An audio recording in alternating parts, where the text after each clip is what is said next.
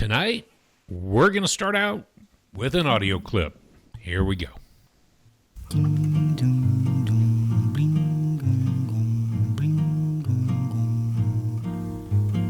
Olha que coisa mais linda, mais cheia de graça. Ela, menina que vem e que passa, num doce balanço, caminho do mar.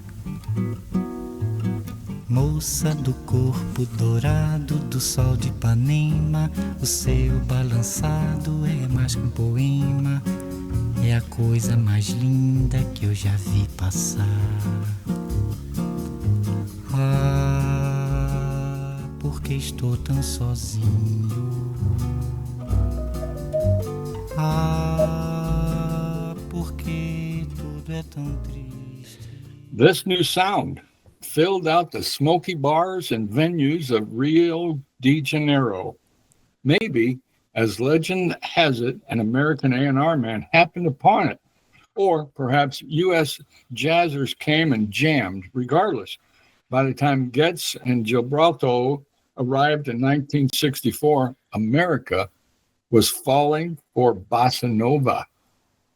This album had won 4 Grammys in 64, including Best Album, and in 65, the record of the year went to The Girl of Ipanema, a pop tune in jazz overcoat. The accolades have continued ever since.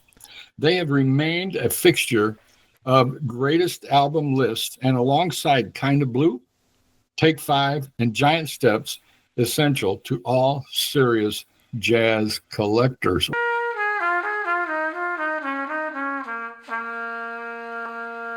Welcome to this week's discussion and conversation on the album that we have just mentioned, Stan Getz, João Gilberto. This was on Verve LP CD, and as Dad mentioned, recorded in 1963. Let's talk about this album. I've played my clip, okay. Girl from Ipanema. So let's get on to the next clip or into the slideshow. Okay, cool. Well, then let's play my clip. Desafinito. And if you would, sorry. let's start right at 1 minute and 45 seconds and give me, I don't know, 30 to 45 seconds. No peito dos desafinados também bate coração.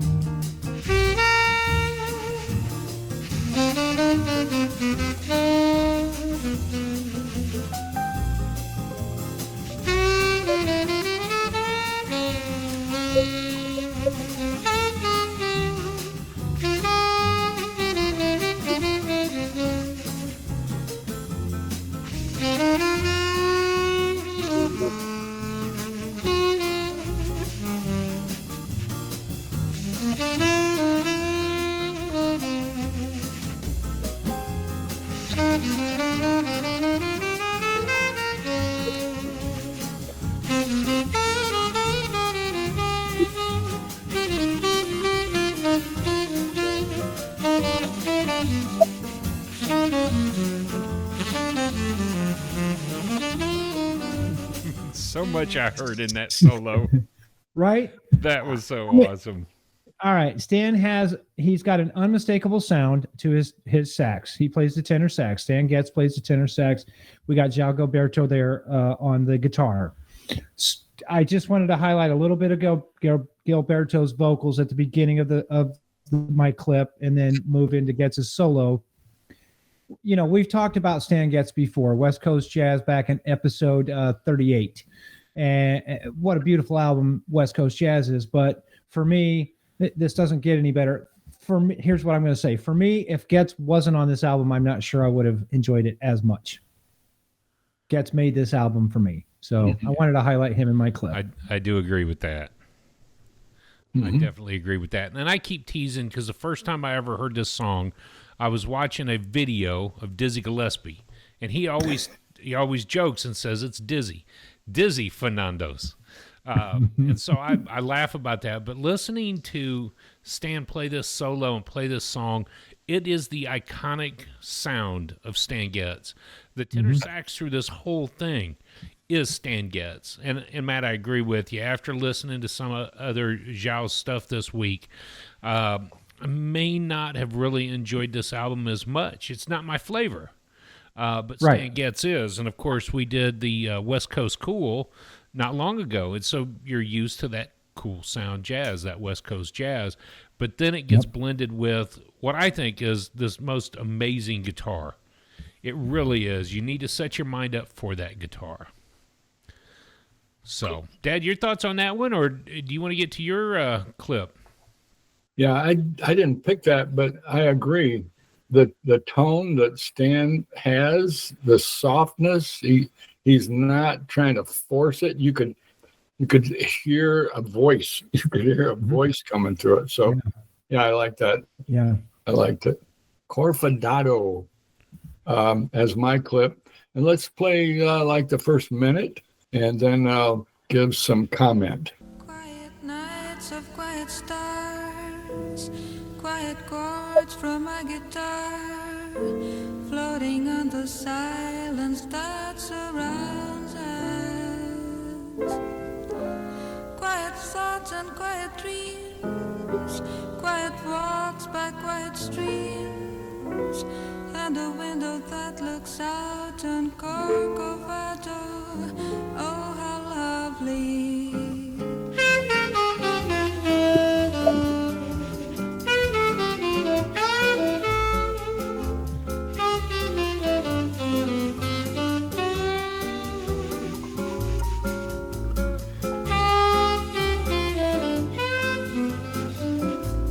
Cantinho, violão, esse amor, uma canção pra fazer feliz.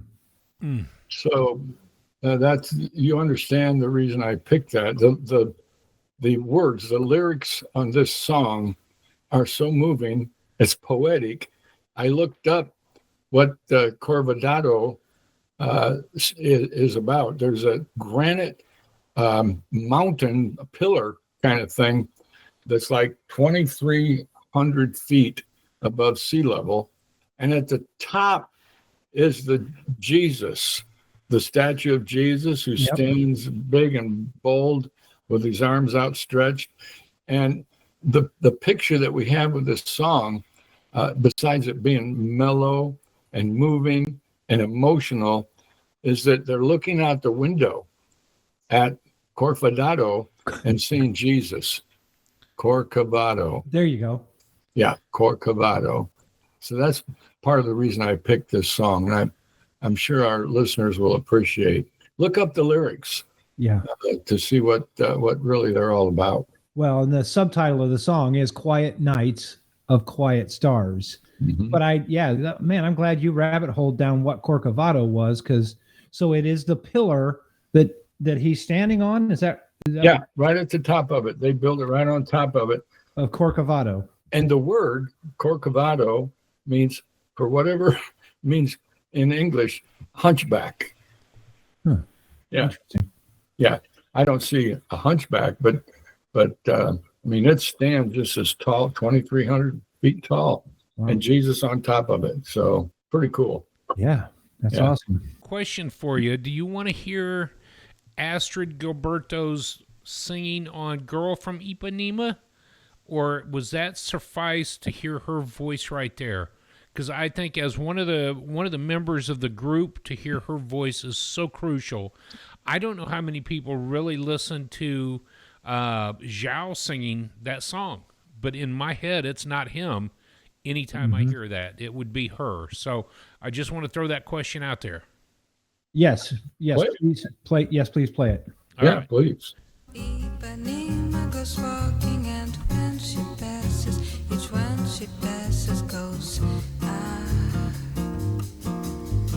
When she walks, she's like a samba that swings so cool and sways so gently that when she passes, each one she passes goes Oh, but he watched her so sadly. How can he tell her he loves her? Yes, he would give his heart I don't want to stop it, but I'm going to. No, I know. I'm going to. It's, as far as recognizable songs go, I would say that even a non-bossa, even a non-jazz listener knows the tune "Girl from Ipanema." Yeah. Yeah. So it's a very, very recognizable tune. It's had that impact. It really has. You did say Ipanema, right? I did say Ipanema, Okay, good. not Impanema, Yeah. Empanada. because that's what I think of when you say Impanema is the empanada. Yeah. So All right, so let's get in the Start- slideshow. I think it'll spin us into the right direction for the conversation of this. I was just going to say we've got a new look this week. I put together a different background for our slideshow, so you have to leave comments and let me know what you think, whether you like the white background or if you're having a hard time seeing the dark background of the new. And of course, always you can like and subscribe to the video, and so that hit that bell button so that you get notified, of course, when the new episodes drop too. And I was just going to say this: with all the other things changing in my world, Matt, why you got to bust the chains on the slideshow this week, of all things? Why? But it is what it is. As you said about It's the time parking for- lot attendant, whether you want it or not, this Whether is you like- happening. This is happening. That's right. It's time for a change. So, first slide, of course, whatever you do it to jazz. You'll hear coming up later in the episode. That's pretty much what we do all week long is listen to jazz. Of course, tonight we are talking about Stan Getz and João Gilberto and the album called Getz Gilberto from 1963. I did put a screenshot of the album artwork up there. I actually dig this artwork so much. It's so random and beautiful and cool that I don't know. I just like it. It's an abstraction type of thing, isn't it? And Very. The colors and the way they're put together. Yeah, I like that. Yeah. Okay, cool. Let's move on to the next slide. Excuse me. Jazz lingo for the day. This week, man, there was a lot of controversy this week with between the three of us. It's an everyday term describing a style of jazz, usually from the West Coast. Also Snoopy. Snoopy's cool. Do you still have his lunchbox? I do. I got a couple of them, and I'm drinking tea out of a mug with Snoopy on it right now. Snoopy's cool. Snoopy's cool. So jazz lingo for the day. That's why I sent you the text. Are we going to define what cool is for cool jazz or West Coast jazz? Well, okay. Or are we just again, going to say that it's cool, like ice cream? It's cool. No, like Uncle David is cool. Well, he's cool. Okay, there you go. So is bossa jazz. So is bossa nova. Okay, In my opinion, it's cool. Yeah. good deal. All right, let's move on to the next slide where you can get it. You see there all the major streamers. You can get it there. I did check Discogs again this week for the LP and CD. There are copies available for purchase if you need an LP or a CD. I did put a quote at the bottom of that slide. You can read all the textbooks and listen to all the records, but you have to play with musicians that are better than you. And that came right from Stan Getz. Mm-hmm. I liken that to my racquetball game as well. I can go in and practice. I can read books. I can watch videos all day long. But until I go play with people who are better than me and learn how they do it, I'm not going to get any better.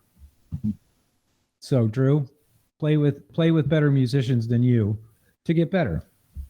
All right. Hey, cool. Let's move on to the timeline slide.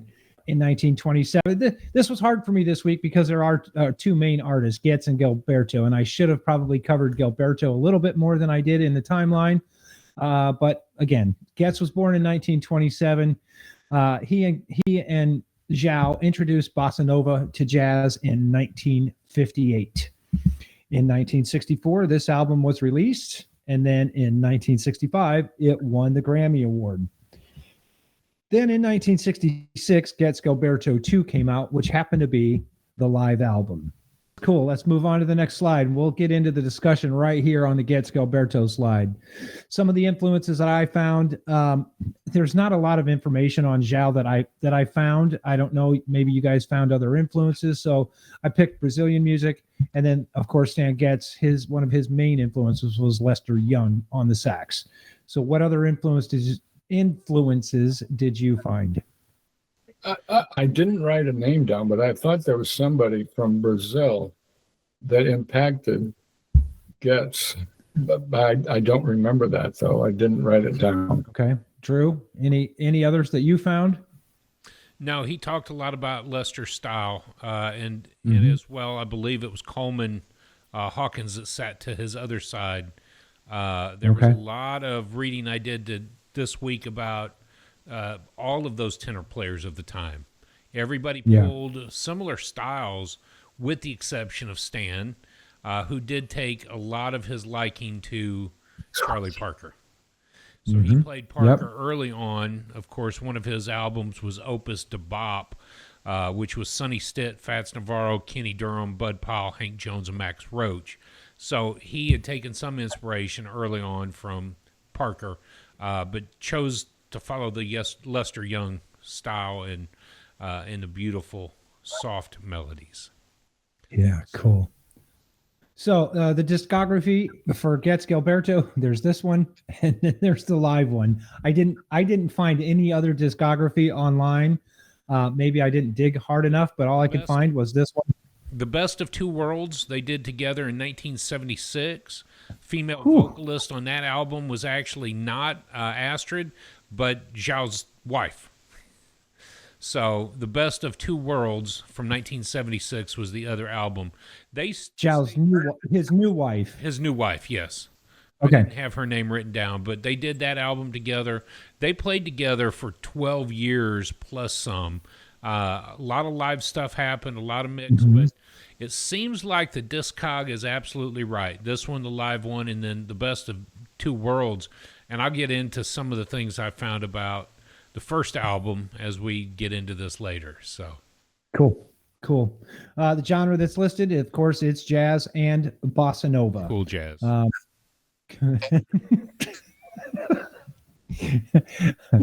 Leave me alone. I've had a day. That's pretty cool the way he entered it. Yeah, right. I know. A few facts about just about Getz and Gilberto. Astrid and João were married at the time of this recording. João, I read, was a very impatient person. There's coming up in the album notes, there was a dispute about some things going on with which takes to use and so anyways say it. But talk about it right now since you're on it. Tell the gringo he is an idiot.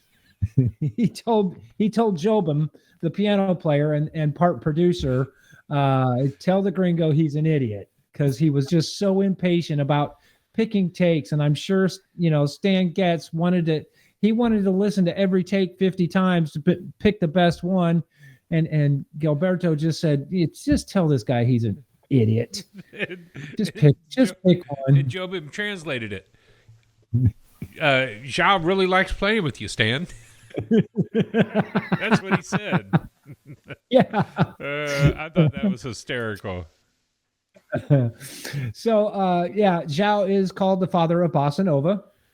And then in 2001, this album won the Best World Music Album Grammy. I don't know why it took him until 2001 from 1964 for it to be the Best World Music Album, but that's the fact that I read.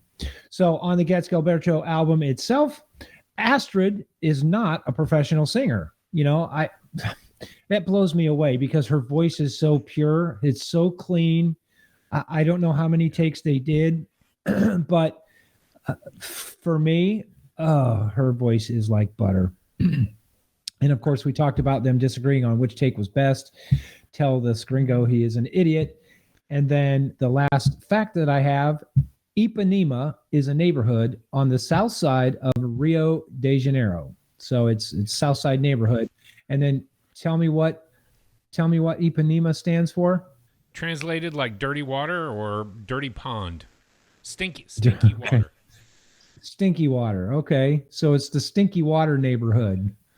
Now that was in like 1860.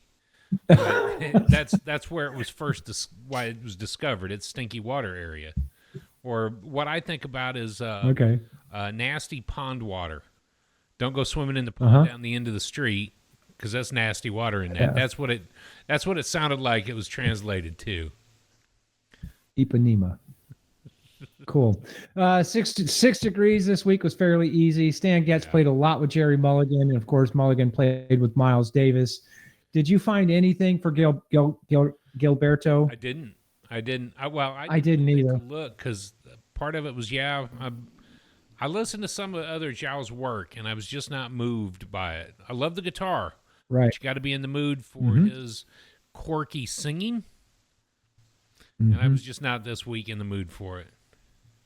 Right. And the Portuguese. If you can't understand the lyrics, it's hard to really get into the music. It really is. So that's my opinion. I have some other listeners were, I'm sure I'm going to get a comment for that, but I didn't get into the lyrics because I couldn't understand Portuguese. Yeah. Let's move on to my last slide in the slideshow today in jazz history. Today is June the 11th, and the 3 historical facts that I've got. Fats Waller records I Ain't Got Nobody in 1937. I know the song because David Lee Roth did it on his solo album, so I've heard it. I've heard it a lot. Sad and lonely. Sad and lonely.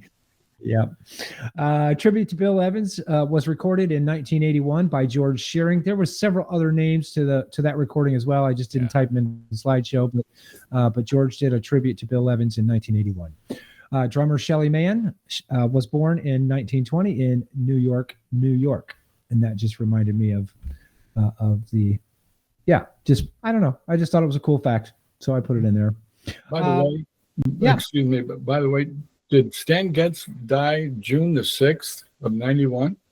Is that the date of his death? Hang on, I'll tell you. June 6th, 1991. Yes. Yeah, imagine that we're here now. Yeah. Talking about the Getz man. Yeah. So. And I forget to mention this. He was known as The Sound. So tribute episode to The Sound. One final quote that I found, and I thought about this quote all week long. We made records to document ourselves, not to sell a lot of records. I still feel that way. I put out a record because I think it's beautiful, not necessarily commercial. That's a quote from Stan Getz. To document themselves, much like we're doing on our channel, we're documenting our journey using the Jazzwise magazine's top 100 albums that shook the world. And we're not Stan Getz. We're not going to, sit and do 25 different takes of a song, but we do want it to be good. So they're documenting themselves. And he's just saying, look, we do it because we love it. And I don't know, that quote just hit me hard all week long. All week it just hit me. But a lot of his work was beautiful. A lot of his work, most all of his work was beautiful. So he put out beautiful stuff, no matter if he wanted to or not. How about I use the word impressive? There you go. Yeah. Impressive. All right, let's move on to the last slide. Dad, tell us what's new. Yeah, before you do that, I want to jump into this. Impressive is small when you think about how many albums he's got. From 64 to really the last days and on all the posthumous releases, but even 91 with Kenny Barron. I didn't count. I figured you might have it. There's probably 50 albums before anything posthumously, before another 30 of live jams and compilations. I mean, to know that he started with and played with Ella Fitzgerald, Woody Herman, Dinah Shore, and then the others list is another 50. I mean, he played with Stan Kent. Yeah. Played with Benny Goodman, Dizzy Gillespie, Herb Alice, Bob Brookmeyer, and then Herb Alpert. So, and Chet Baker, Seven Faces of Valentine. Impressive. It just a big big powerhouse of a musician. Since we were doing the tribute and tip of the hat, so Well, I mean, the list is as long. I mean, it's probably 4 pages long of his documentation of his work. yep. And you just hit the highlights. Is Huey Lewis in the News? He played on Huey Lewis in the News' A Small World album. I mean, come on. He played with Abbey Lincoln. You got to pay the band. All right, you ready for the what's new slide? What's new this week? Yeah, released February 14th of this year by none other than Marshall Allen. And the album is called New Dawn. Mm-hmm. And if you like free jazz, if you like avant-garde, if you like Sun Ra, I would recommend you listen to this album. This artist, Marshall Allen, he's now 101 years old. He was 100 when he did this album. It just blows my mind. And I've seen a video or two, and man, the guy moves like he's not 100 the way he moves. But be that as it may, the music, if you like free jazz and you like Sun Ra, this is a milder, toned down. I listened to every track several times, trying to catch, and basically you're hearing the orchestra, because he led the orchestra for several years after Sun Ra died, and then somebody took over for a couple of years, and then Marshall Allen became the leader of the orchestra. So that's what's new. By the way, this man played the oboe, he played the alto sax, he played the piccolo and the flute. So multi-instrumentalist. Oh, yes, by all means. So that's what's new in jazz. Any comments? Y'all listen to it, I'm sure. I did listen to it. I thought it was fantastic. I could definitely hear Sun Ra, the influence from Sun. Yeah. And you said he's got moves, but does he have moves like Jagger? Moves like what? Moves like Jagger? No, he's No, not he that, moves like Jagger.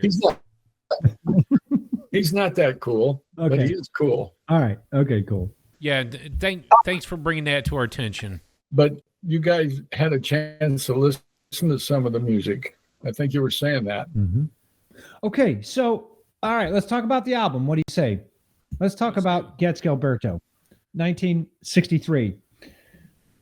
What were your overall impressions? Dad, tell me what your overall thought was. Not necessarily your score yet, but just tell me what do you think of the album? Obviously, I've listened to it several times throughout this last week, and I'm not one that necessarily appreciates bossa nova, though in 1964, I remember it coming out and it was like the Beatles. Mm-hmm. I mean, it stormed the country. Bossa nova was the stuff to listen to, and really everybody was listening to it. I was not all that favorably impressed with bossa nova. Stan Getz and the sax, just overwhelming. Mm-hmm. How smooth, how cool, how rhythmic he is. And like you said before, Stan could do it in a very masterful way. Very, my word is impressive. And the other albums I listened to, which I did listen to several other of his albums and tracks. So I like Stan Getz. For sure. Again, I'm not inclined to listen to a lot of bossa nova. Okay. Yeah, Drew, what about you? What was your overall impression of the album? You know, as far as coming off of West Coast jazz from Stan, you're used to hearing his sounds. So to blend these two unique sounds, that West Coast style, which had been the cool jazz from 49 to 55, to bring in this Brazilian music, the samba and the bossa novas, I think was just such a great blend of music at the time. And reading about it, after the fact, I think it really revitalized the bossa novas and sambas in Brazil. So I think he had a bigger impact in Brazil because of what he was doing than he did originally in the States. But so many other musicians in that late 50s, early 60s window was picking up musicians from all over the place. I think about the Joe Harriet Double Quintet under the direction of John Mayer, the Indian fusion music that was happening. So, in the mid to late 50s, a lot of these musicians were traveling the world as ambassadors. And I keep going back to Dizzy because he was one of those, bringing the Afro-Cuban style. And here's Getz bringing the Brazilian flair back. And so I think that it's a crucial piece of music to listen to the album. My opinion on it, I didn't really care the blend of it. It seemed like they weren't working well together, and I've read a lot about that. They really didn't. The second album they did that you referred to earlier, number 2, if you look at the construction of it, the first 5 tracks, 1 through 4 were Stan Getz. 5 through 10 was João Gilberto, and if you bought the extended album, the other 4 tracks were them together. But they didn't even really play together for that live version. It was 4 songs, and then they both did their own sets and that compilation of the 2. So to know that over the next 12 years to follow, that they still worked together a lot. I think that it continued to be one of those difficulties with language barriers, but it's music, so we have music in common. But I think they were 2 very independent people trying to record the music, and I think I felt some of that in there. Now the songs are, you'll know them every time you listen to them, and it is an album that everybody should have. And I think when we rate it, you'll realize that I did struggle with it. And in general, a brilliant album. Even I think my notes indicated August or September of last year when we first went through this. Yep. So even a year later, I'm still listening to the album. I still enjoy it from time to time. So it's not something that I won't go back to or haven't. It's just not first on my priorities. Well, the problem for me is that it's in the S's because it's Stan Getz and João Gilberto, and then right before that is Stan Kenton. And so I get down to the S's, and I see Stan Kenton in my list, and I'm like, oh, that's as far as I'm going to go. Boom, Stan Kenton. Sometimes I don't make it all the way down to Getz Gilberto. I sound like I'm stuttering because I can't pronounce it right. Well, it's funny, Matt, that you say that because I did this week too. Stan Kenton 76. Might as well listen to that album. Never mind. Right? So what was Right? your overall take on the album? Okay, my overall take is, like Dad, I'm not a huge bossa nova fan, and I said it at the beginning of the episode. But if Stan Getz was not on this album, I probably would not have enjoyed it as much. I really enjoyed Stan's work on the album with João.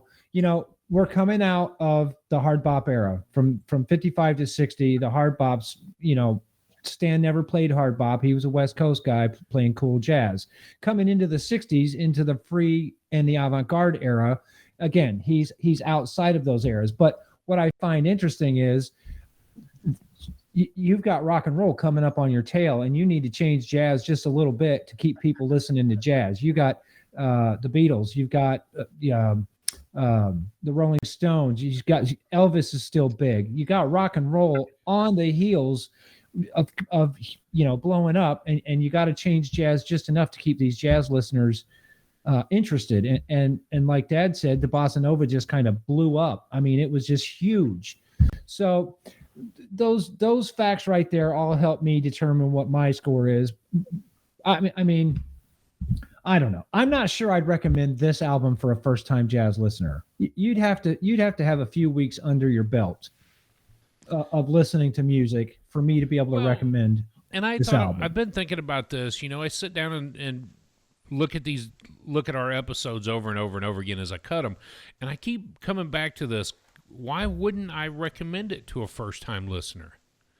part of the experience of understanding really who Getz is or why this album shook the world. It becomes one of those iconic questions. Why wouldn't I recommend it? This is the broad range of what jazz music is. It's about improvisation, and in this particular case, the cool jazz is having some formula together, but it brings in relaxed tempos and lighter tones, Well- and it's the contrast of bebop. So why would I? I know, not but tell somebody? it's such a minute little offset of jazz. The bossa, that's what Okay. in my opinion, it's a minute aspect of jazz. When you think of hard bop, you know all the names. When you think of cool jazz, you know all the names. When you think of avant-garde and free jazz, you know most of the names. But if you'd asked me a year ago who plays bossa nova, I don't know. I mean, Okay. I wouldn't have been able to say Stan Getz and João Gilberto. I wouldn't have been able to. So again, I'm not. It met the criteria. It met all the criteria. The craftsmanship was there, except you said that there was trouble with the sound equaling out. Sometimes Getz was too loud. Sometimes João was loud. Sometimes I didn't bring that up into the dialogue yet tonight, but that was part of it, right? All of a sudden, you've got this nice, relaxed guitar. You've had him singing. You've got this great Milton Banana. You've got Sebastião Neto on the double bass, all nice and quiet.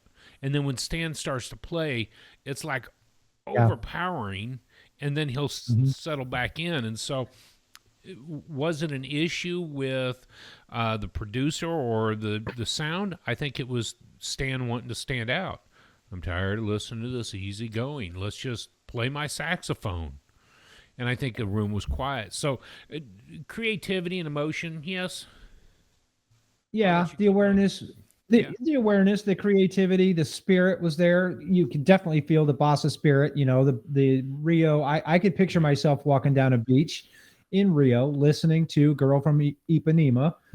The emotion with this week, the emotion is what my score was based on this week, and it just wasn't all there for me. Yeah. So, By the way, I was trying to determine what the term bossa nova stood for. oh, great time. Probably it's something done with zeal and charm. And the meaning is it's slang for something done. The phrase was initially used in a samba song by Noel Rosa. And according to the lyrics, bossa is that special that Brazilians have, which is an appealing characteristic and unique outlook on life. That's bossa nova. It's Brazilian. It's Brazilian. So others try to mimic it or sound like, but think in terms of the Brazilians doing it almost exclusively and being able to bring it out. So And that's interesting because I was looking at it earlier as well. What is the bossa? If I wanted to say that cool jazz has these certain things about it, the bossa has a different flair about it. And what I kept getting in the research of that was actually the music notation, when the beats fell and what beats they look like, where the rests were. And it almost, what hit me in my head was, it's probably like swagger. How do you walk while cruising down a beach? Yeah, swagger. Swagger. You swagger. Yeah. And And- Dad's point, it's truly unique to Brazil. That's their flair. yeah, I love it. I do. That's a great fact. Thanks for bringing that, Dad. you got it. So in 99, on the 99 list, this album came in at number 74. On the 06 list, this album came in at number 30. And of course, this week on the 22 list, we're using, it came in at number 29. So it has considerably moved up throughout the years of being on the Jazzwise magazine's top 100 albums that shook the world. And I think that it's a fair place. If I were to have to say, should it be here? You know, scores aside, discussion aside, it has to be here because it really did Yes. shake the world with the Yeah. two blending of styles. Agreed. I agree 100% that I'm glad that I listened to it. I'm glad that it was on the list. And I'm ready to rate. Are you ready to rate? Can I add one more thing before we do the rating? And maybe we could wait, but we don't have to go into great detail about Stan the man himself. But he said in an interview with the New York Times, he said, "The thing I will always be proud of is this. Toward the end of my life, I became what I always should have been, a decent gentleman." And that was like the last 5 years of his life that he really turned the page. So I think that speaks highly of the man, where he came to a realization what life is all about. And his music was a conversation. And when he gets with a quartet, he's in conversation with the other members of the quartet. So again, I think that's a good point. If you read, and we didn't get into it last time when we covered his album, but I did look at Stan Getz with a lot of detail. I can understand in those last years when he says a thing like that he really pushed the boundaries in his particular world. So for him to turn the corner and say, I'm glad that this is the way it's gone, that was a rough road to be there. So that's a great, I'm glad you brought that up. Yeah. Oh, you're welcome. What can I say except you're welcome? All right, let's rate it. Okay. All right. So I struggled this week rating. We're coming off a Chick Corea week. Last week's episode is a banging episode. You could tell how excited we were for Chick Corea, and not knowing what to expect from Getz Gilberto. I went middle of the road for a good score. So my rating this week for Getz Gilberto is a straight 7. 7. 7 out of 10. Okay. I was at a place where I gave it an 8. Okay. And I did that, but not strictly for the girl from Ipanema, but that kind of brought it over the line for me. Obviously, it was very creative. And the bossa nova, I'm not into bossa nova. It didn't really move me. And that's, based on the rubric that I used, I because it didn't move me, it brought my score down. Okay. So a solid 8. Solid 8. Nice score. Banging. Well, I think it was may have been obvious in our discussion about it, but I ended up with a determining number of 7 as well. 7 out of 10 is what I gave it. I think for some of the same reasons we've dialogued. It wasn't my particular jam at the time or currently this year. And like you said, Matt, a little bit ago, it's just the small piece of what jazz really is. And so you have to understand and appreciate it for it. The lack of understanding from the Portuguese is tough. I mean, let's just call it what it is. It's tough when you don't know what they're saying. However, when you listen to João and sing, think about it like a voice. As an instrument and not in the lyrical term. And then I started to appreciate what he was doing. I think this is the same time that Lily was busting my chops about not liking Chet Baker singing. If you listen to I appreciated Astrid's voice. I really did. Pretty like I mean, it's not the vocals that I minded. It was maybe not understanding the lyrics that I minded, but the vocals were fine for me. The vocals were, but all in all, 7 out of 10 from me. Okay, I haven't had to ask this question in several weeks because we've come off 5 weeks of some great scores. So let me ask you, Drew, would you change your score this week if you could? Would you change it at all? This week I would not.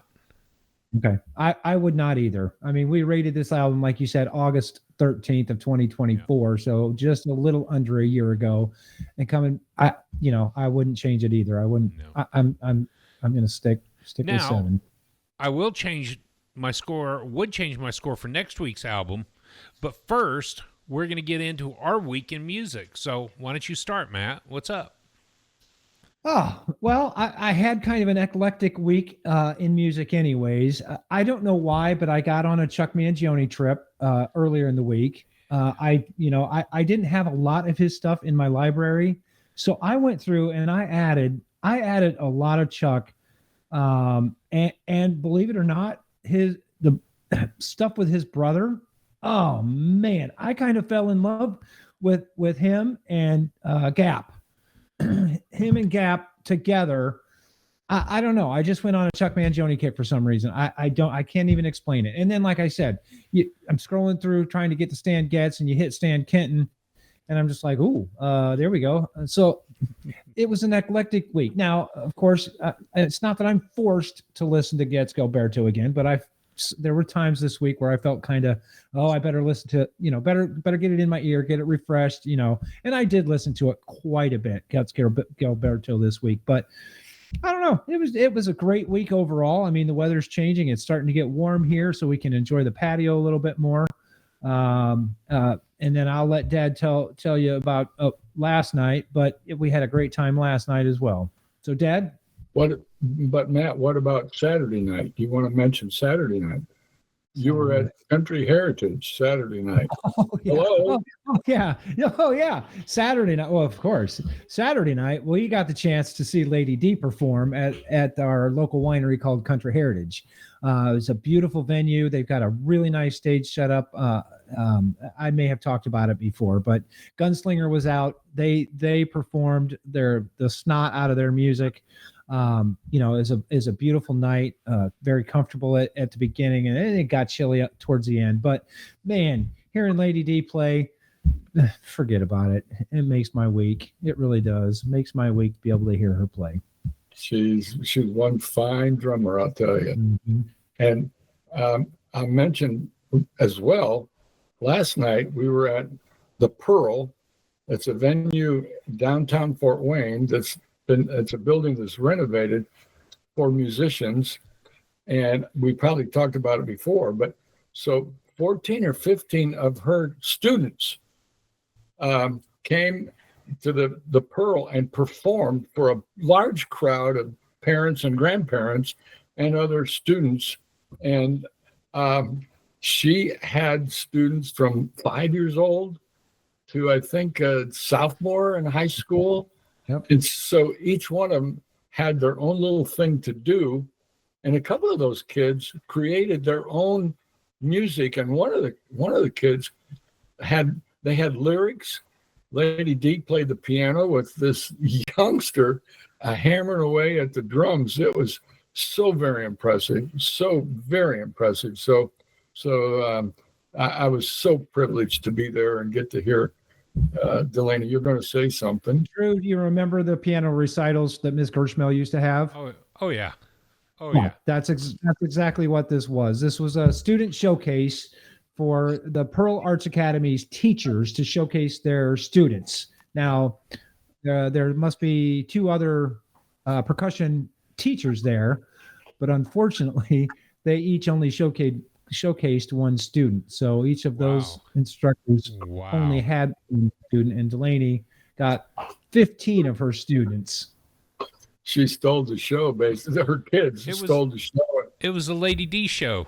It kind of was. She had so much energy that she poured into the students that they did not have one hesitation of getting up on stage and performing. And the younger kids had a very short piece, but they were able to keep a pretty good rhythm and beat. And then, of course, as they progressed and were older, those kids they were really rocking it, really doing a good job. But otherwise, my week in music, I was all over the place. Okay, not only the New Dawn by Marshall Allen, but I listen to my man Gregory Porter. I'm Chicago, and I probably listen to their album, some of their pieces in their album, like 5 or 6 times this week. And then I listened to Getz's Four Brothers track and Early Autumn, which those are really good. And then the Oscar Peterson Trio. Oh. So, and of course, then I listened to some of George Russell, New York, New York. So, yeah, I was kind of all over the place this week. Wow. Yeah, your listening adventures took you all kinds of places. All kinds of places. Yep. That's what jazz will do to you. You start listening to it, you can't get enough of it. Well, let me just finish with, I promised Ezra that if he ever became a huge rock star, because Ezra is the coolest name for a rock star, in my opinion. Yeah. If he ever became a huge rock star drummer, that I'd get his name tattooed on my chest. Ezra, the rock and roll drummer. That's awesome. Ezra's 5 years old, by the way. Uh-huh. So you got some time. I got some time. Yeah. Drew, tell us what about your week? Yeah. How was your week in music? This week has been an interesting one in the last, I guess, 10 days since, or whatever. Last Wednesday, we said goodbye to one of our pups. I just posted something about that. So, you could go through a range of emotions.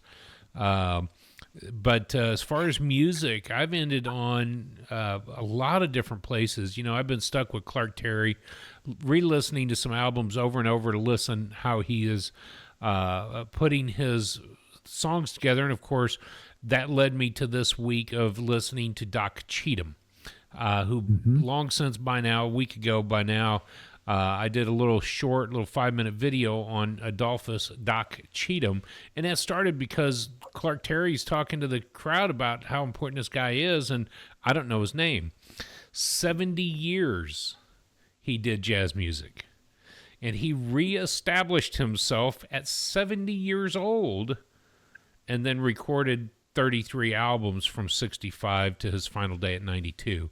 Just what an interesting thing to follow up with. But the week in music, I've been all over the place. Today I did Don Cherry, Inside Outside. So I've been listening to some free jazz when I get a chance and some easy listening stuff. But it's a normal week around here, and that's pretty much it. So, wow. Cool. So which one of you wants to introduce next week's album? I did the intro, so it's somebody else's turn. Well, you do the in and you do the out. I'll be more than happy to tell us that next week we're going to be talking about the Albert Ayler Trio. The album, Spiritual Unity.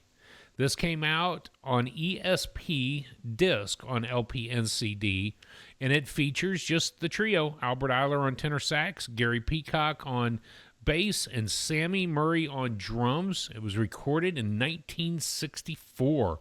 Now, I said before, I might change my score for this album now.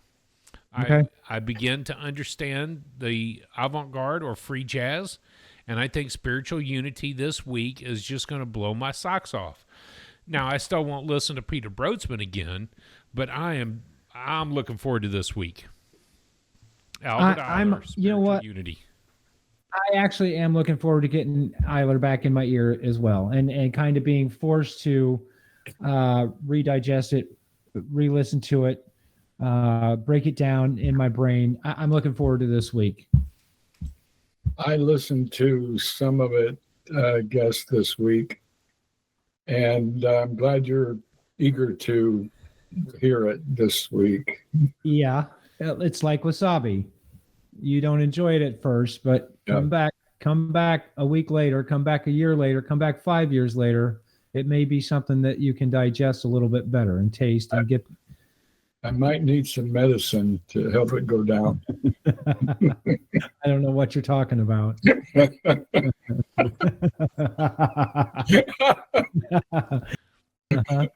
Oh, yeah. Anyway. Good enough then. From all of us right. to all of y'all, thanks for staying with us to the end of this. We look forward to hearing from the both. I look forward to hearing from the both of you on Albert Ayler next week. As always, come to the website. Check us out at theunconnoisseur.com. Thanks for joining us on YouTube. Thank you also for the podcast listeners. I keep saying Europe because we just keep getting hit every week with more and more listeners over there. So thanks for tuning in. From us to you,